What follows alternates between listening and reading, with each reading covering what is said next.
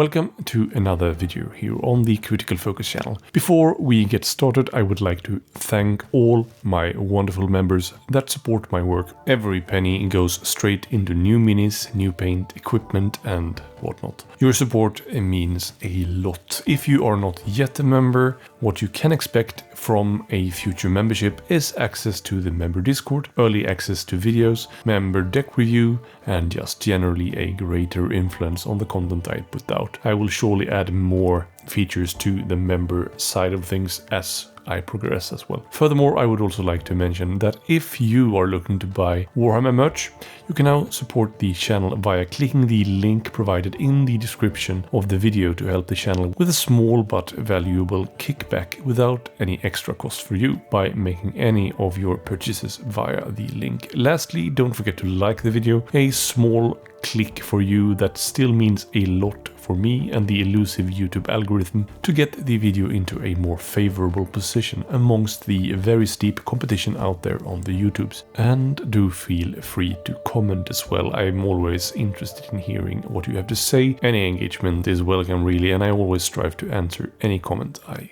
do get. Alright, so today I thought I would walk you through one of my favorite resources for Warhammer Underworlds, which is the awesome Underworldsdb. The guys over there are doing a terrific job at keeping the site up to date. And if you're already familiar with Underworldsdb, you probably don't need this video, but if you are new to the game, this is a great tool to build your decks, check out the rival decks, check out the war bands and any updates to them, rules, FAQs, what boards are legal and stuff like that. So let's start from the right here. So we can find here rules and FAQs. And then that will link you directly to Warhammer community with the latest updates there.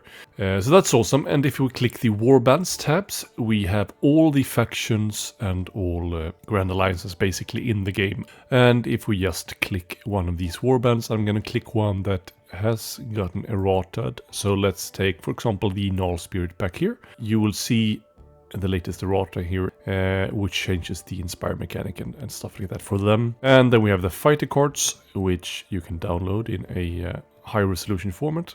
You can see an even larger format of the card if you right click, open new tab. And if we click left side of the mouse on the fighter card, we will see the inspired side of that same fighter. So that's it. Then we have boards. Every board in the game is listed here with their names as well. I don't know all the names of the boards. I'd probably know one or two, I guess. And what's awesome with this part of the site is that you can actually sort then what boards are legal for your particular format. So if we take Nemesis here, for example, you will see that quite a few boards are now out-rotated here. Alright, so that's it. Then we have deck lists. Here we can find all the rival decks that are in the game up to this state. That means all of the faction decks with complete rival decks. So no unrevamped Season 1 or Season 2 warbands, but from Iron Soul Condemners and onwards basically up to this point. But also all of the universal rival decks from Daring Delvers and Tooth and Claw onwards up to the latest there with the Hungering Parasite and the Rhymeworm's Bite. And you will also have the plot card in text form here to the right here. So that's pretty neat. If we click one of them, we will have them in list format here with the objectives, gambits and upgrades or any spells as well sorted in this fashion. And as you can see here on the objective side, we have them sorted on searches and end phases separately. We can also click the change sort option to have all objectives listed as one here. We can also click the card view so that we actually see the objectives like this. If you prefer it like this, I don't, because if I click one of the objectives, I will have them pop up like this anyway. So I'll get back to the deck lists and this part of the site later on. Then we can also find tournament decks listed here. These are any reported decks basically from championships or Nemesis tournaments around the globe. There's also a separate section called Nemesis decks, Battle Mallet. Sometimes how they placed in the different tournaments and also what pairing they use for the Nemesis deck there, and you can click them to see the whole deck there if you want to use a successful deck for a tournament, for example, or if you just want some ideas for your own deck. It's a neat little thing. Let's get back to the main site and check out the, I guess, main feature of the site, which is the deck editor. So as you can see, my deck editor here is empty. If it is not, if you've previously built the deck, you can click the clear deck editor to reset it like that. And if we then want to build, for example, say a Nemesis deck, we click the play format and select Nemesis there.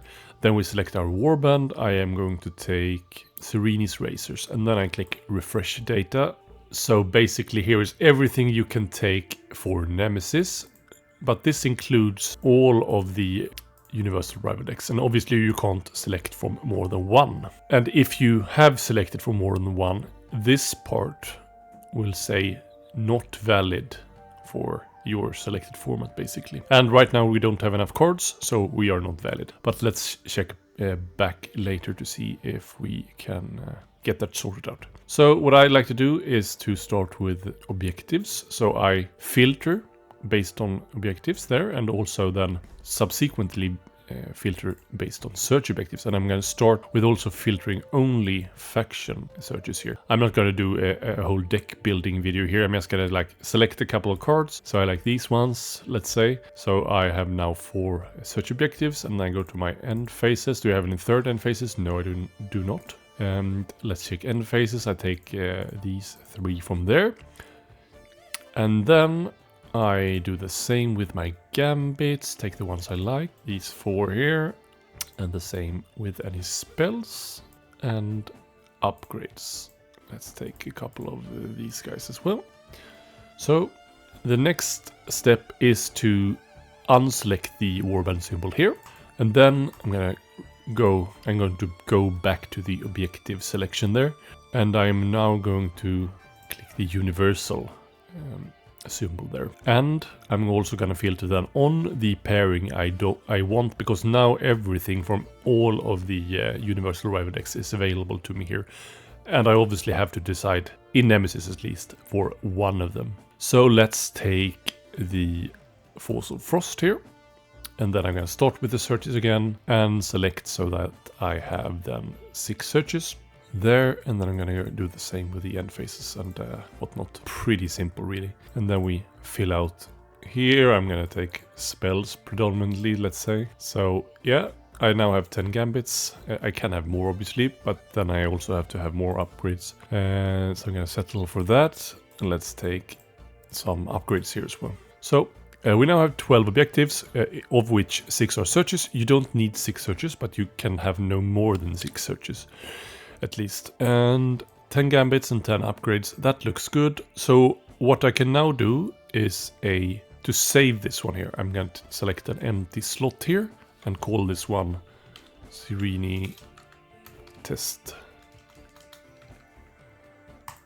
I can now share this deck by clicking the share deck URL, copy that one, and then for my purposes, I'm gonna just copy that into my video description. Or if you go to your tournament, you can share directly from here as well. So I think that's basically it. And as you can see, it's now valid for Nemesis play. So yeah, that's pretty much it. There's also an option to export our deck to use in Vassal or Tabletop Simulator. So hopefully this was slightly helpful for anyone starting out with their Underworlds endeavors and their deck building shenanigans. So yeah, thanks. Take care.